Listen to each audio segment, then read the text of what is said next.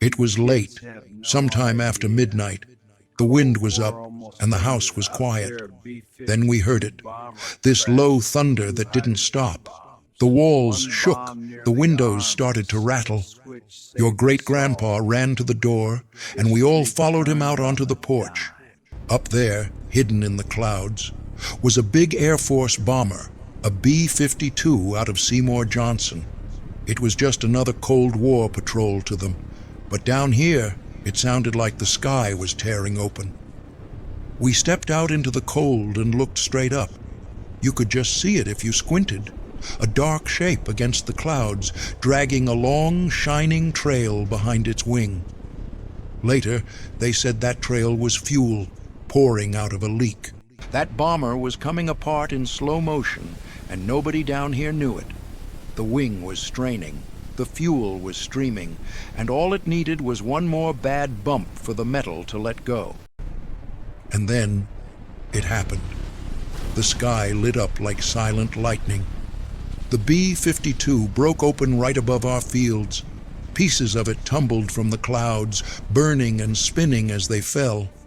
We saw little black dots pop open into parachutes, some of the crew getting out alive, and mixed in with all that wreckage were two things we didn't understand at the time.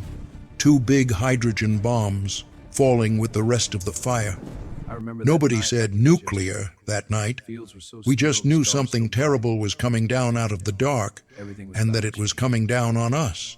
By morning, one of those bombs was sitting quiet as a sleeping giant in a farmer's field, and the other was buried deep in the swamp where it's never been fully pulled out. By the time the sun was up, the quiet was gone. The road out by Farmer Brogdon's place was crawling with trucks and jeeps. They put up sawhorses, strung tape, set guards on every corner.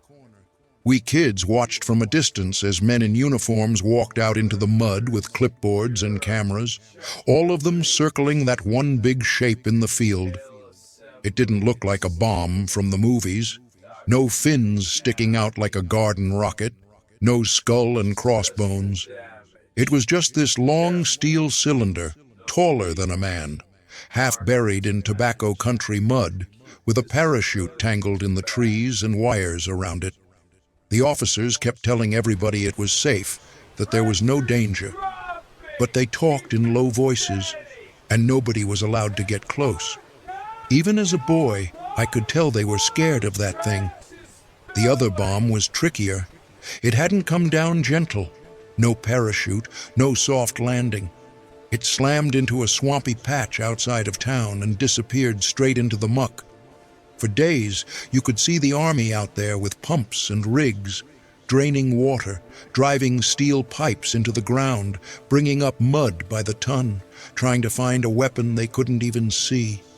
They pulled out pieces, eventually, bits of casing, parts of the tail, wiring, safing gear, the parts of that second bomb they could grab with cranes and chains. But the deepest part, the heavy bit that mattered most, they never did pull all of that out. In the end, they made a decision. Leave what's left down there under a blanket of clay and groundwater. Mark the spot on a map and call it contained. Pretty soon the officials said everything was fine. They checked some wells, scraped some dirt, sprayed down the crash sites. They told folks there was nothing to fear, that the safety systems had worked just like they were supposed to. Life went on, crops got planted, football games got played. Kids like me grew up and moved on. But if you talked to the old farmers by the wood stove at the feed store, you'd still hear it in their voices.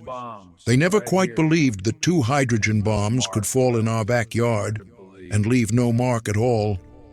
It wasn't until decades later that we learned what really almost happened.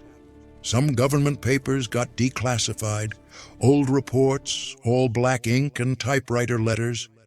I remember reading in the newspaper that one of those bombs, the one lying quiet in Brogdon's field with the parachute still attached, had gone through almost its whole arming sequence. Every safeguard but one had dropped away, step by step, just like it would in a real war drop. Turns out there was just one little low-voltage switch left. A tiny thing, not much different from what you'd find in an appliance. If that switch had flipped to arm, if 28 volts of electricity had gone where it wasn't supposed to, we wouldn't be talking here tonight on this porch. Goldsboro, Seymour Johnson, and a whole slice of eastern North Carolina would have been under a 3.8 megaton fireball.